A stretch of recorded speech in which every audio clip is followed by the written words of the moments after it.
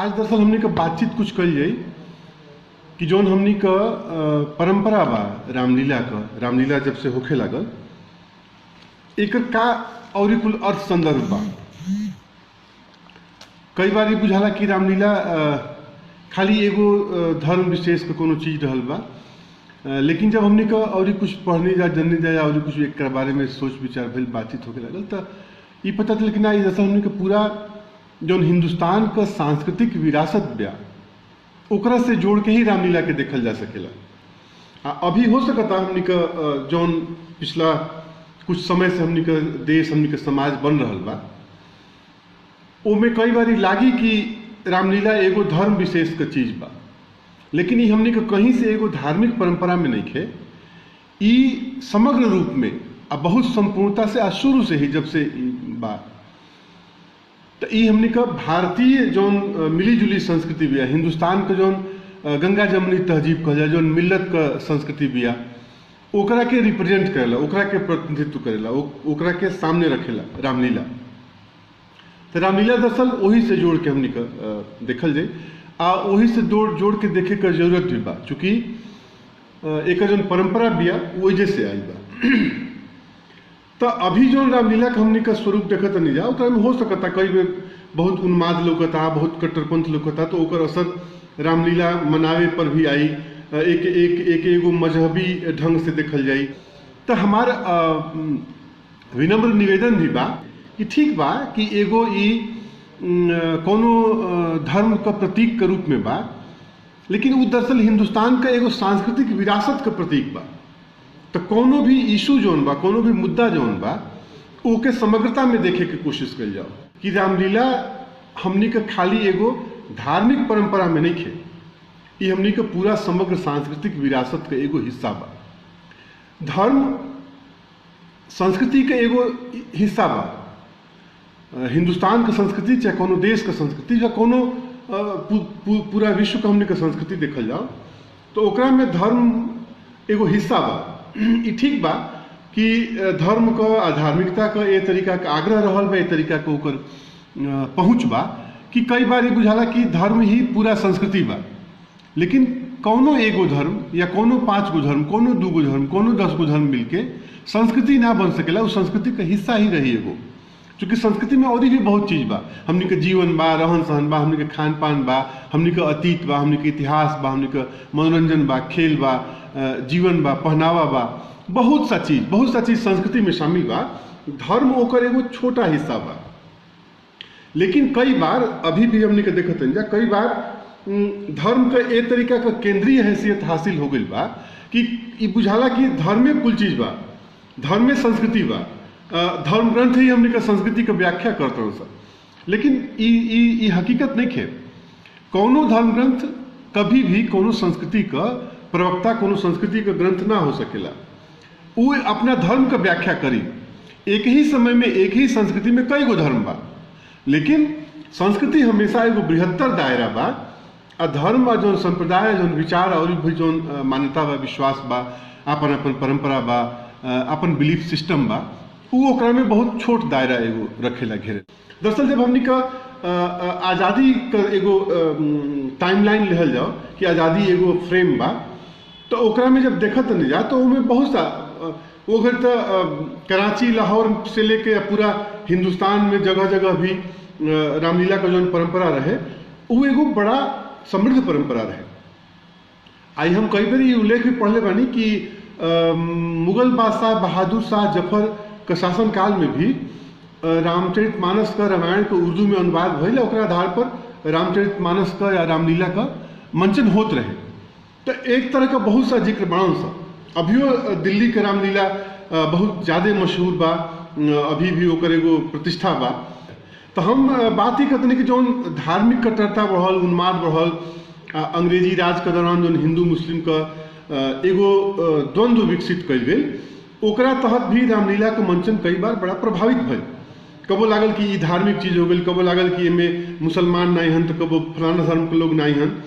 तो लेकिन राम के जौन संस्कृति, राम के जौन एगो व्यक्तित्व रहल बा, वो तमाम हिंदू मुस्लिम दायरा से बाहर निकल के बा। चाहे उ रहीम ओकरा के व्यक्त करस, चाहे रसखान व्यक्त करस, चाहे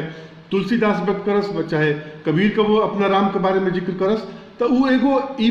पार भी है न, मने कोनो धार्मिक दायरा के लेके राम का कैरेक्टर नहीं सीमित, वो हमने के एगो हिंदुस्तान के संस्कृति के रूप में देखल जा सकेला, आ यही तरीका से विकसित भी भइल बा।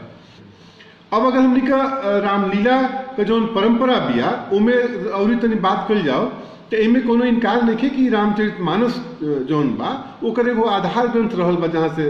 रामलीला कमंचन होखे लागल, तो ओकर मुख्य कथा रामचरितमानस का ही इर्द गिर्द घूमत रहे। लेकिन जौन एकर प्रमाण मिलल बा अभी तो सबसे प्राचीनतम हमने के जौन जिक्र करत नहीं जा ई बाकी 11वीं शताब्दी में ही रामलीला का जौन बा ई मंचन होखे लागल रहे, तब जबकि रामचरितमानस ना लिखाई रहे।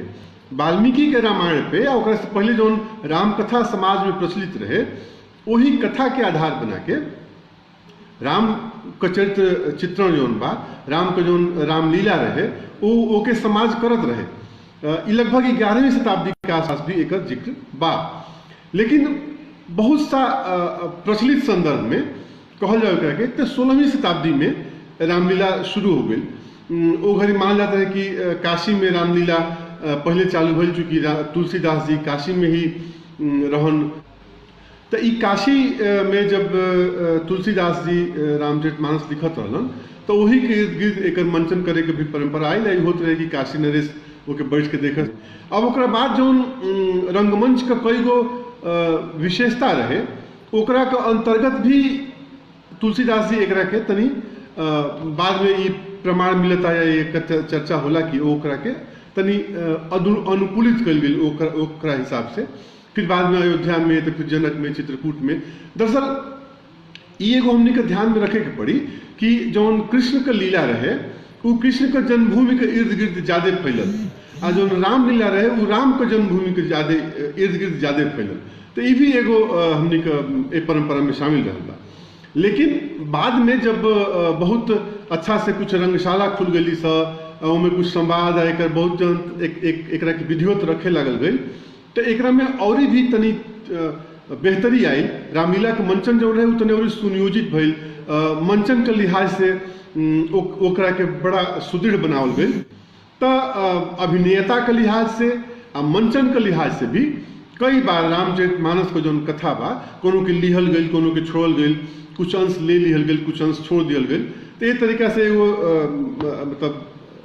रामलीला का जो प्रचार प्रसार बा वो चालू भइल। बाद में राधे श्याम रामायण बड़ा लोकप्रिय भइल, जोना के आधार पर कई जगह रामलीला समिति जोन बाड़ी सब वो अपन रामलीला मंचन हो रहल बा। तो ई कुल जौन एगो रामलीला के परंपरा बा, हमरा ई बतावे के कहीं ई मतलब नहीं है कि ई कैसे कैसे होत रहे। कुछ विशिष्टता बाड़ी सा, जैसे इंडोनेशिया में भी रामलीला होत रहल बा, ओ जाके पूरा मुस्लिम बिरादरी, मुस्लिम समुदाय जौन बा एक रामलीला के मंचन में शामिल बा। बक्सर के हमनी का सीनियर अगुआ कुमार नयन जी एक बड़ा अच्छा कविता लिखले रहन, जे रावण के पुतला जे बनावे ओकरा मुस्लिम बिरादरी से रहलन गुदई मियाँ, तो उनका पर कविता लिखले बन कि कैसे वो रावण का पुतला बनावस आ ओकरा के पुतला दहन होखे। तो ओकरा में जो भागीदारी बा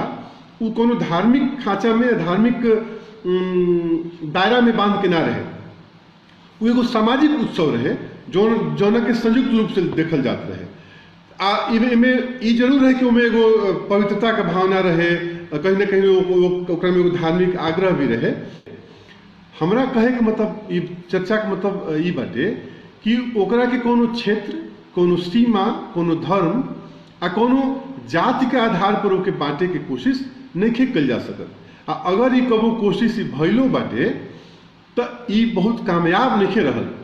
तो बहुत सा चीज ऐसा बा हमने कोशिश कर जाओ कि कम से कम जौन वो परंपरा का विराट तत्व बना सा, जौन वो रामलीला का विराट तत्व बना सा, जौन प्रगतिशील तत्व बना सा, जौन लोक तत्व बना सा, ओकरा के जरूर हमने के संरक्षित रखल जाओ। आ ओकरा के कोनो धर्म के प्रतीक के तौर पर ना,